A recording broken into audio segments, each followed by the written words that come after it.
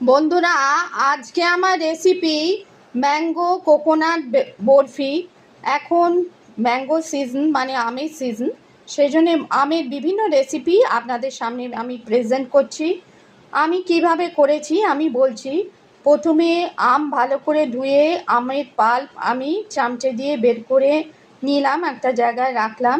আমের pulp, 1 cup milk powder, half cup চিনি মিক্সিতে আমি ব্লেন্ড করে নিলাম, কোনো জল দেওয়া যাবে না।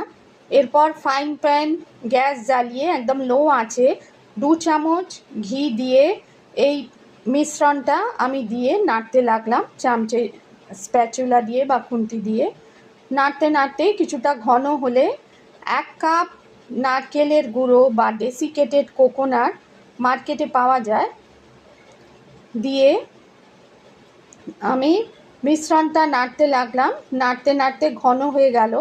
আর অল্প একটা আমি এলাচ দিয়েছিলাম, বেশি এলাচ দেওয়া যাবে না, নালে আমের গন্ধটা, যে আমের যে মিষ্টি গন্ধটা সেটা ঢেকে যায়। অল্প এলাচ দিয়েছিলাম। তারপর আমি সেই মিশ্রণটাকে একটা ঘি মাখানো প্লেটে আমি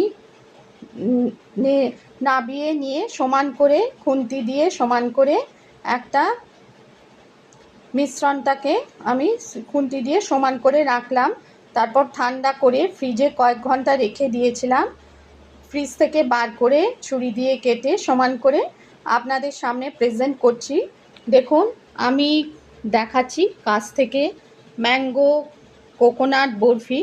দেখুন, বাড়িতে তৈরি করে নিলে পরিবারের সকলের সঙ্গে বসে খাওয়া যায় আর সবাই খুশিও হয়। দেখুন, আর একটা আমি দেখাচ্ছি,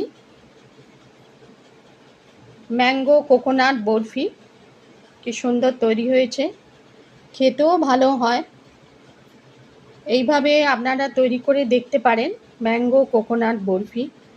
রেসিপি পছন্দ হলে লাইক করবেন, চ্যানেলটিকে সাবস্ক্রাইব করার অনুরোধ রইল। Healthy tasty mango coconut barfi summer special আপনারা তৈরি করে দেখতে পারেন।